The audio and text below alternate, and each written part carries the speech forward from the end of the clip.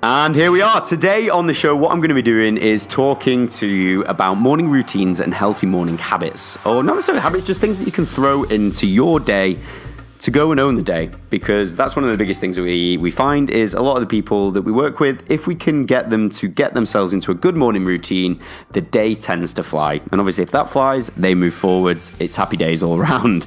Now, something that I really want you to think about with this, and I speak about this topic quite a lot, and people come up to me and they're like, shit, I've never really thought of it this way, but you're so right. Everything in life is moving forwards and it is growing.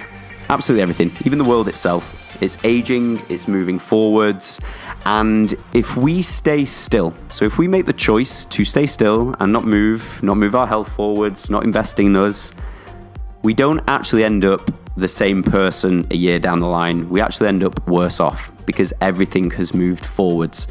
And that's something that I really want people to think about, because when you can start getting into that mindset and realize that everything's moving forwards, we're aging, the world around us is growing, it's evolving, it puts us in a really good place of a growth mindset. And to really get out there and own your day, that's one of the biggest things that we need to be focusing on, is getting into that growth mindset and really looking at areas we can develop, hone in on, and make better.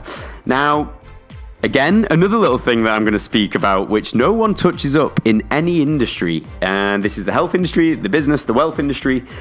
Everyone talks about morning habits, but no one touches up on the fact that you've got to have good sleep habits. So before I even delve into my morning habits, I'm going to start with a 0. That is going to be my point and foundation of this. Because if you're not in a good sleep routine, you're not getting good sleep hygiene, your morning habits, your morning routines are really going to struggle. They're going to suffer. And the majority of people, I find that if the sleep's not in place, they really can't go and own their day. Nothing else moves forwards. So when it does come down to sleep, some little quick tips and nuggets that I can give you there are: 1, get your body into a routine. Limit your screen time before you try and go to sleep. Hot baths work amazingly. A pitch black room works amazingly. Getting a set time to go to sleep and wake up is absolutely paramount. What a lot of people don't realize as well is that the hygiene of your sleep actually tells a very good picture of someone's health. So for example, if the sleep's broken, they're waking up to go to the toilet and certain things along the lines of that, it's actually giving us signs into someone's health as well. And then when it comes up to waking up, you're going to be in a much better position to start moving forwards and owning your day from, because you're not going to be tired, you're not going to be lethargic, you're not going to be feeling like you want to hit the snooze button, and you're going to be in a much better position to get that morning routine in check. So that's my point number 0, and I don't think anyone touches up on this. Everyone's big to find out what everyone does in the morning, but no one actually looks at what these people do in the evening to set themselves up and to prep for that morning routine. So I'm just going to throw a complete curveball in on that one. My point number 1, my tip number 1 for setting a morning routine would be, first things first, to hydrate. Like, give your body what it's crying out for.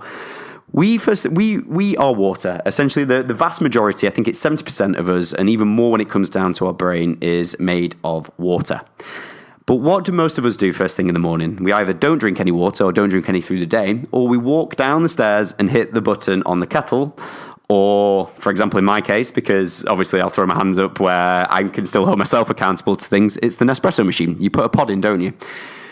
The best thing that anyone can do to really kickstart their morning is go downstairs and hydrate and really prime the machine for the rest of the day, because let's face it, if you're dehydrated, it can create sugar cravings. If you're dehydrated, it can create lacking cognition, concentration, short-term memory, and things along the lines of that. So let's again flip it back and address that foundation from the word go. Now, a great little nugget, and I've put this through into so many industries, corporate industry, clients who we've worked with in the past, you name it, and we've had such massive feedback from it. And you can optimize hydration status, and you can help really prime that machine first thing in the morning by just doing this. Add some rock salt, Himalayan rock salts or something like that, a small pinch to your water. Give your body those minerals, those salts, get it in there. And also just by adding a squeeze of lemon, a bit of a pinch in there as well. The reason being is, like I'm trying to say, you're trying to get that foundation set up from the word go. And what you want to do is make sure that you've got good mineral balance, good electrolyte balance, and everything's just ready to rock first thing in the morning. The next tip, so tip number 2 that I'd give for owning your morning health tip or routine would be to expose yourself to natural light. Now, our bodies have something called a circadian rhythm, which is basically the body's natural clock. And we've had this through evolution, and it's stayed with us, and it's still not gone anywhere. Now, we're basically designed that when the sun sets, we'll start producing sleep hormones, we'll start, bringing down stress hormones, and we'll start getting ourselves into a position where we can fall asleep, rest, recover, regenerate for the next day. And when the sun rises, it's that light which, again, wakes us up. Now, first thing in the morning, a lot of people don't actually wake up exposed to any form of light, do they? And if they do, it's probably the phone, which is probably not the best form of light to be exposing yourself to anyway. But one of the biggest things that we found is just simply exposing yourself for a couple of minutes just to natural light. It could be even getting out there first thing in the morning for a walk or something along the lines of that can really, really change someone's energy first thing in the morning. And as well, you're working with your body's natural circadian rhythm and natural body clock to bring yourself up in a natural manner before you've even reached out for a coffee. Because what a lot of us are trying to do these days, and this is again before the water and before waking up with natural light, is we're trying to force energy. We're trying to suppress how we're feeling. We're feeling tired. We're feeling lethargic, and going for that quick, short-term thing that we know is going to give us that jolt. But it doesn't last. And if anything, when that coffee wears off and when that voice starts to reappear, we're tired, we're lethargic, reach out for another coffee. It's not real energy. And that's what we're trying to do. If you want to own your body and own your health and set up for solid morning rituals, you've got to start listening to your body. What is your body telling you? That voice that's always trying to be suppressed? What is it saying? What's the message that it's giving? And I really think if you can do that as well, that's obviously a big tip on that point anyway. Anyway, moving on. So point number 3. Oof. On this one, I'm going to go to start the day in your own world. I like the way you're looking at me there. So when it comes down to starting the day in your own world, again, the majority of the people who we've consulted with, we've spoke to when it's in the corporate world, the corporate sectors, a lot of the time people wake up first thing in the morning and they jump straight into their emails, their social media, their texts, their phone calls. And you've got to think of the mindset of that. If you're waking up first thing in the morning and you're putting yourself into a position where you're looking for a fire to put out, and especially if you suffer with anxiety as well, do you know what I mean? Then these sorts of things start to really, it just sets us up in a bad place. And then the other side of this is as well, when we start looking through social media first thing in the morning, we're starting our day in someone else's life. The majority of us don't feel great when we're on social media anyway. So if you're setting your day up in that format, it's just not going to carry itself through. So one of the biggest things I'd say, as soon as you wake up in the morning, start the day within your own life before then opening yourself up to look at other people's. I've worked with a lot of people who suffer with anxiety and stuff along the lines of that. And that's one big thing that I really find helps people own their day and own their morning, is just flipping their focus first thing into their own life. What's going on? What are they in control of before then opening themselves up to everyone else's? And I think that's kind of a big one that I'd love to carry over through into more people's lives. Point number 4, let's go for intention.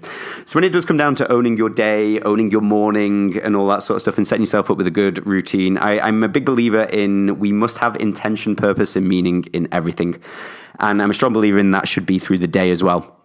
So if you're going into your day in no man's land, you have no intention, you have no purpose, or you have no meaning, you're not progressing, you're not actually, there's no marker, there's no measurable, there's no goal, there's no achievement. And I think if you can set the day up with just, even if it's just small, like a lot of people focus on looking for this A to Z approach in life, which creates a lot of pressure, a lot of impatience and a lot of stress. But if you just focus on what is that A to B, so what is my next A to B? What is the intention of my day which will move me closer to B? Could be a conversation. Could be just to drink enough water through the day. It could be the smallest thing, which over the years will accumulate into something great. And I think that's the next big thing, is really focusing in on what can my intention be for the day that is going to move me closer to the bigger picture. And again, I think that's another thing that you can do pretty much before you've even eaten breakfast as well. So then moving into this, point number 5. So point number 5 on this, I'm going to set this up from something that's worked amazingly for me. And if you're probably listening to this, you're probably very similar to myself. The biggest things I've always struggled with have been focus, time management, and just making sure that the work I'm doing is smart and not just working hard. And one of the biggest things that I've implemented, and I've had lots of mentors and coaches get me to do this and hold me accountable to it, and it's always worked. And it's been one of the biggest things that as soon as I've stepped away from it, it's always hit me in the face. And this has been to actually plan my day. So plan my day in half hours and work out what I'm doing, where is my free time, who I'm going to be with. The reason being that I find this works so well for me, and the majority of the people who are out there like moving forwards towards things or who've got goals to work towards, it gives you structure to your day. You're not wasting time. Like for me, one of the biggest changing points in my life was realizing that the biggest currency in my life is time, and I need to stop wasting it and take control of it. Then this really changed the game, and this is where this exercise became really good. But it just makes sure that whatever you're doing with your time, it's structured, it's moving you forwards, you're not wasting it, you're around the right environments, and it's not being spent. I think if you're aware of where your time's going and you're a gatekeeper of it, you won't waste time. And I think a lot of the time, if we're not aware of what we're doing, we'll create things to maybe distract us or fill a void if there's nothing really happening in that time or it's not structured. Obviously in there, you've still got to have free time and fun time and all that sort of stuff. That's definitely in there. But it's just one of those things. I think if you can create structure in your day, I think that's one of those things that really helps you on your day. And to be honest, I think that would be my personal 5 tips, even though it is technically 6 with tip number 0. But I think if you can get those things sorted, I'm not coming on here to tell you to do journals, to write down all these sorts of exercises, to do wheel of life exercises every day, because for some people that just doesn't work. But these 5 things that I've given are probably 5 tiny things that take little time and little effort, and if implemented, can be an absolute game changer.